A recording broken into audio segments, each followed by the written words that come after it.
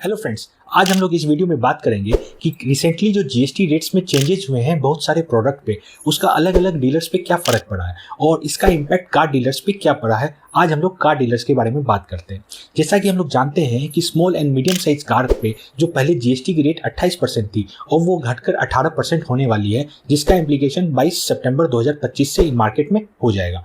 लेकिन हम लोग इस बार समझते हैं कि क्या कार डीलर जिसके पास ऑलरेडी स्टॉक था पहले से और वो सेल करने वाला है 22 सितंबर या उसके बाद, उस पर जीएसटी का इम्पैक्ट क्या होगा। हम लोग अलग अलग सिनेरियो में इस चीज को समझते हैं। मैं इसे दो केस के थ्रू समझने का प्रयास करता हूँ। पहला केस कि अगर सेल एंड परचेज दोनों 22 सितंबर 2025 से पहले हो गई हो, जो अभी हो रहा है। इस केस में सपोज कि कार डीलर एक कार परचेज करता है जिसकी कॉस्टिंग उसको 10 लाख पड़ती है और उसने इस पर 28% का जीएसटी का पेमेंट किया है, यानी 2,80,000। यानी कार डीलर ने जब कार परचेज की तो उसे कंपनी को पेमेंट करना पड़ा 12,80,000 और उसने आईटीसी क्लेम किया 2,80,000 रुपये का। अब वो कार डीलर सेल करने वाला है इन मार्केट कस्टमर को। इस केस में सपोज डेट वो 10% का मार्जिन लेता है, तो 10 लाख की कार को वो 11 लाख में बेचेगा, प्लस उस पर जीएसटी 28% का चार्ज करता है, तो जीएसटी का अमाउंट होगा 3,08,000 रुपया। जब टोटल करेंगे तो टोटल आएगा 14,08,000 रुपया। अब इस केस में हम लोग जीएसटी की लायबिलिटी निकालते हैं। लायबिलिटी क्या है? 3,08,000 रुपये की आउटपुट लायबिलिटी है, जिसमें 2,80,000 रुपये का उसने आईटीसी क्लेम किया, यानी 28,000 रुपया उसको पेमेंट करना है गवर्नमेंट को, जो उसने कार परचेज की है 10 लाख रुपये की, इसके अगेंस्ट में। यानी हम इसको समराइज करें तो ये है कि अगर 10% का उसने मार्जिन लिया है, यानी 1 लाख रुपए का मार्जिन लिया है, उस पर जीएसटी का रेट है 28%, तो वही 28,000 इसको पेमेंट करना है। कुल मिला के मार्जिन का 28% इस कार डीलर को पेमेंट करना है इस केस में।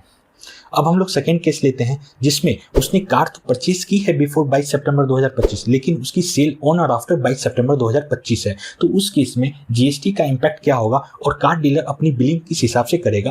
अब हम लोग सेकेंड केस को समझते हैं कि कार डीलर ने परचेज तो किया है 22 सितंबर 2025 से पहले, लेकिन उसने सेल 22 सितंबर 2025 या उसके बाद की है। तो इस केस में परचेजिंग कॉस्ट तो वही रहेगी और उसे आईटीसी भी 2,80,000 रुपये का मिलेगा। लेकिन अगर उसने सेल की है आफ्टर 22/9/25 के बाद, इस केस में अगर वो 10% का मार्जिन ले रहा है, तो इस केस में वो 10 लाख तो रुपया कॉस्टिंग का ले रहा है, प्लस 1 लाख रुपया प्रॉफिट का ले रहा है, जो उसकी मार्जिन है। अब वो उस पर 28% चार्ज ना करके इस पे 18% चार्ज करेगा जीएसटी का रेट। तो 10 लाख रुपये पे चार्ज करेगा 1,80,000 और 1 लाख पे चार्ज करेगा 18,000। जब हम इसे टोटल करेंगे तो टोटल फिगर आएगा 12,98,000 रुपया। ये दोनों जीएसटी को आप टोटल करोगे तो टोटल आता है 1,98,000। इस केस में जीएसटी लायबिलिटी क्या होगी?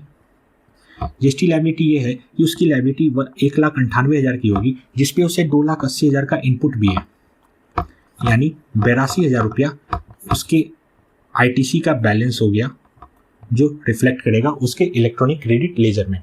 अब हम लोग इसे समझते हैं डिटेल। कार डीलर ने पहले केस में कार डीलर ने जो सेल की थी उसमें उसने 10 लाख पे 28% जीएसटी सामने वाले कस्टमर से ले लिया था। यानी जब परचेज करते समय उसने 2,80,000 का पेमेंट किया था आईटीसी के रूप में, उसका पेमेंट उसने सामने वाले कस्टमर से भी ले लिया था पहले केस में। लेकिन इस केस में क्या हो रहा है, वो पेमेंट तो कर रहा है 2,80,000 परचेज करते वक्त, लेकिन वो सेल कर रहा है तो उसे 1,80,000 रुपया ही आ रहा है। कुल मिला के ये कहें तो उसे 1 लाख रुपये कम आ रहे हैं, जो उसने ऑलरेडी जीएसटी का पेमेंट किया हुआ है। एक तरह से कहें तो उसका 1 लाख रुपया वर्किंग कैपिटल ब्लॉक हो रहा है। ये बैलेंस कहाँ रिफ्लेक्ट होगा? ये बैलेंस आपको इलेक्ट्रॉनिक क्रेडिट लेजर में शो हो रहा होगा, लेकिन आप इसे निकाल नहीं सकते हैं। इसे आप फ्यूचर टैक्स लायबिलिटी को पेमेंट करने के लिए यूज कर सकते हैं। जैसे इस केस में आपने 18,000 रुपया जो आपकी मार्जिन पर टैक्स थी उसे आप पेमेंट कर सकते हैं इससे। तो 1 लाख रुपया आपका इलेक्ट्रॉनिक क्रेडिट लेजर में था और 18,000 रुपया की आपने लायबिलिटी पेमेंट की, जो आपकी मार्जिन पे 18% आई। तो इस केस में आपका 82,000 रुपये का आईटीसी इलेक्ट्रॉनिक क्रेडिट लेजर में नेट बैलेंस बचा, जो आपने यहाँ पहले भी निकाला हुआ था। लेकिन पिछले केस में क्या था, 2,80,000 की आईटीसी थी और आपकी लायबिलिटी 3,08,000 बन रही थी, यानी 28,000 रुपया आपको पेमेंट करना पड़ा था। कुल मिलाकर ये कहें कि कार डीलर को बेसिकली कोई ज़्यादा इम्पैक्ट नहीं पड़ा है, बस एक इम्पैक्ट है कि उसका आईटीसी का वैल्यू वर्किंग कैपिटल के रूप में ब्लॉक हो गया, जिसका वो यूज कर सकता है for paying the future tax liability of GST. तो फ्रेंड्स, अगर आपको ये वीडियो यूजफुल लगा हो तो प्लीज़ वीडियो को लाइक करें, शेयर करें एंड चैनल को सब्सक्राइब करना ना भूलें। मिलते हैं नेक्स्ट वीडियो में। जय हिंद।